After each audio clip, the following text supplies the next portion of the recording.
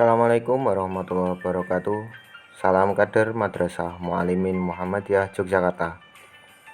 Baik, semoga keadaan santri semua yang ada di rumah semoga selalu sehat, selalu mendapatkan perlindungan dari Allah Subhanahu wa taala. Sebelum kita mulai pembelajaran daring kali ini, kita berdoa bersama dengan membaca basmalah. Bismillahirrahmanirrahim. Pembelajaran hari ini kita akan membahas soal ulangan harian yang kemarin untuk mata pelajaran IPS.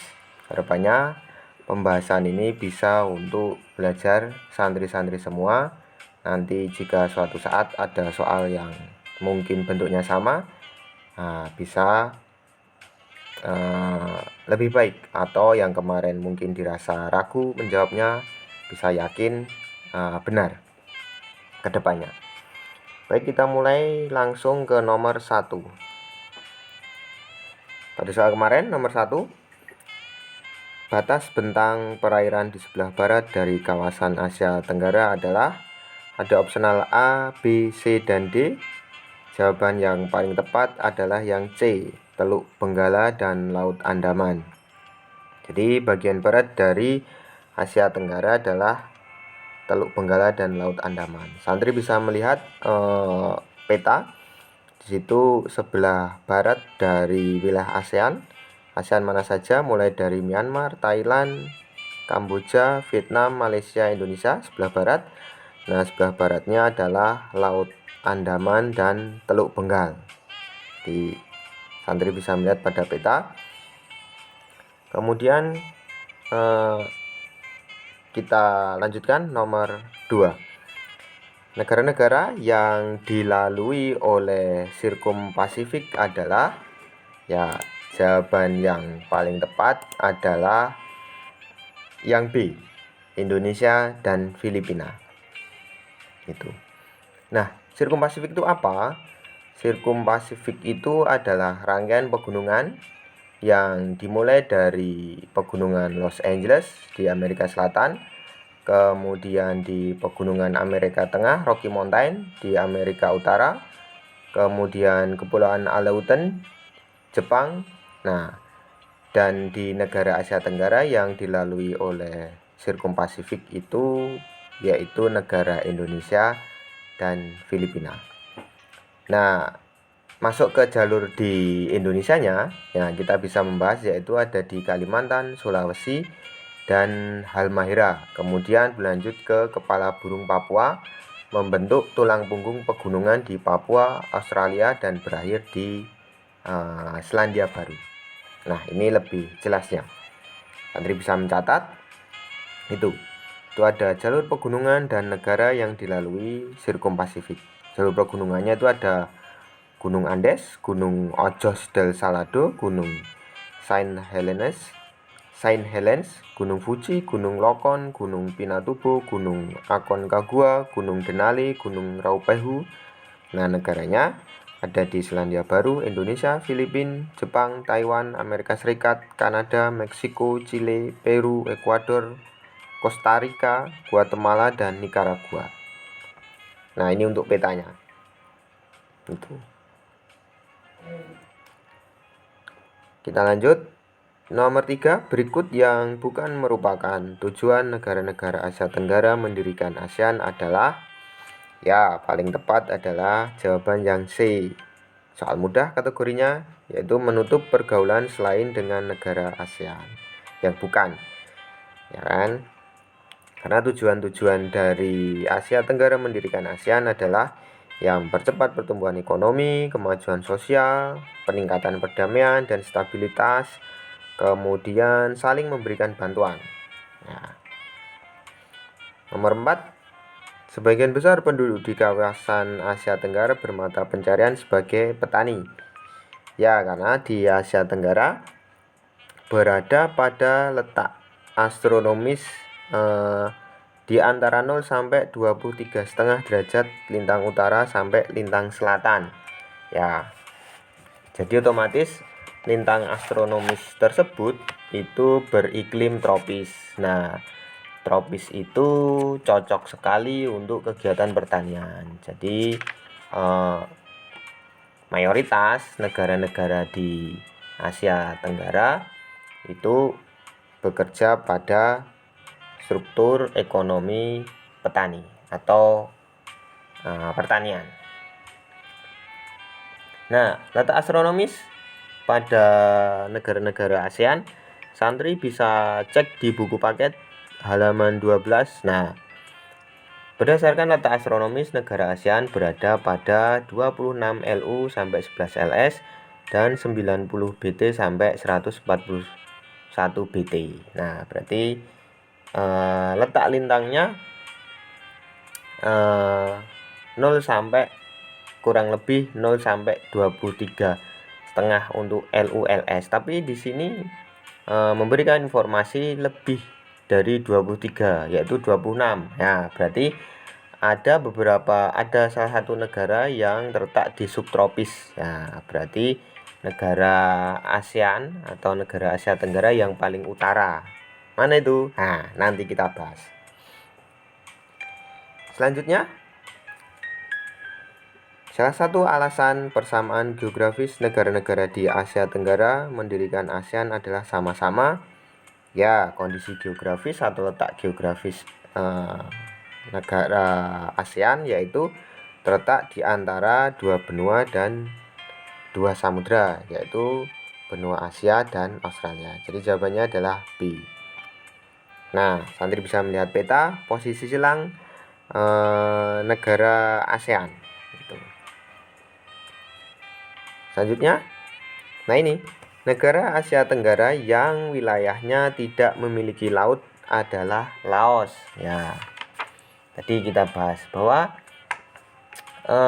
ternyata selain iklim tropis, ada negara ASEAN yang berada pada letak subtropis, yaitu Laos. Nah, Laos itu tidak memiliki laut. Nah, seperti dalam peta. Nah, Laos dia berada di antara negara-negara yang lain, yaitu sebelah barat berbatasan dengan Thailand, sebelah timur berbatasan dengan Vietnam, selatan Kamboja, utara berbatasan dengan Cina. Itu. Nah, ada tadi negara yang agak sedikit ke subtropis, agak sedikit ke subtropis, Jadi lebih dari 23,5, yaitu negara mana? Myanmar, negara Myanmar. Santri bisa melihat pada buku paket halaman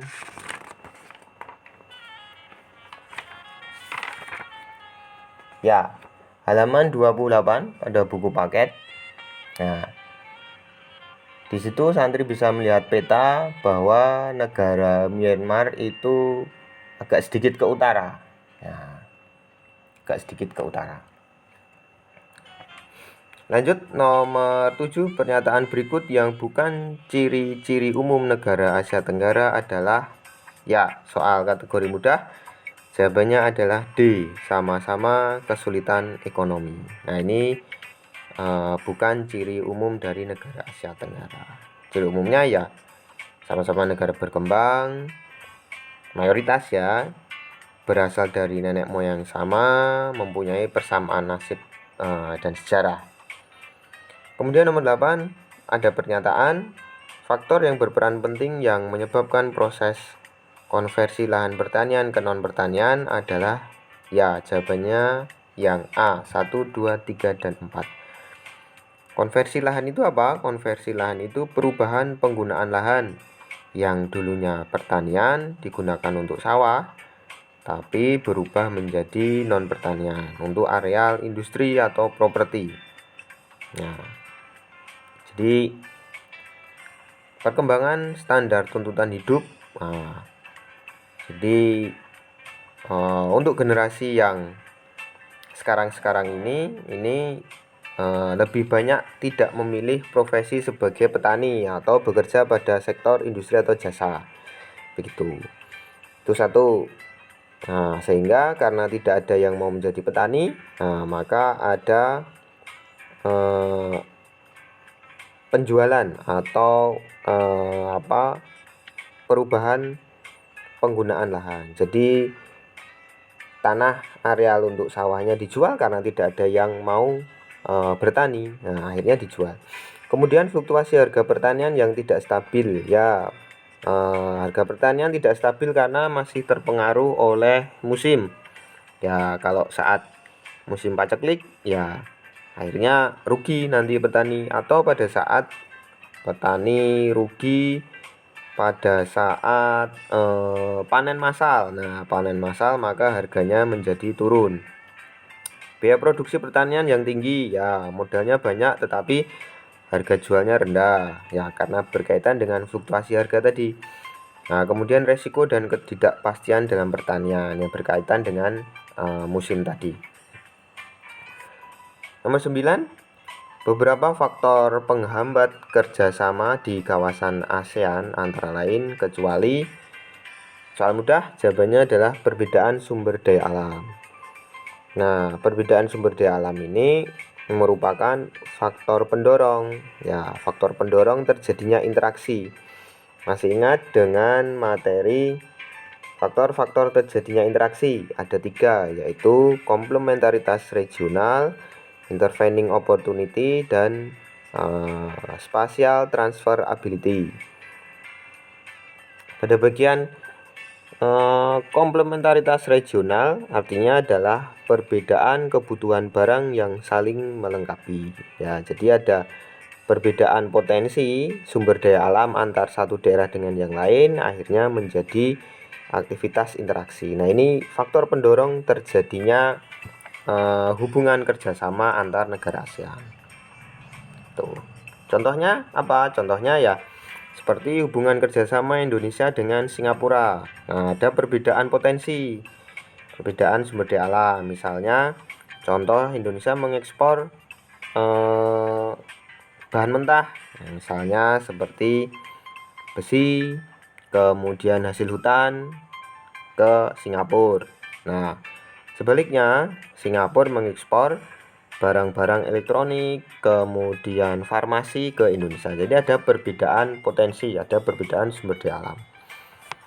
Yang terakhir, beberapa perkembangan dari kerjasama bidang di pilar sosial budaya sebagai berikut kecuali, yaitu soal mudah, jawabannya adalah kemaritiman. Ya, sosial budaya itu contohnya option A, yaitu pemajuan dan perlindungan perempuan. Ya, contohnya memberikan pendidikan yang seluas-luasnya untuk perempuan, kemudian kepemudaan, keolahragaan, ada juga pariwisata. Nah, itu. Jadi yang bukan adalah kemaritiman. Begitu santri semua pembahasan soal ulangan harian yang jumlahnya hanya 10. Semoga bermanfaat. Wabillahi taufik wal hidayah. Assalamualaikum warahmatullahi wabarakatuh.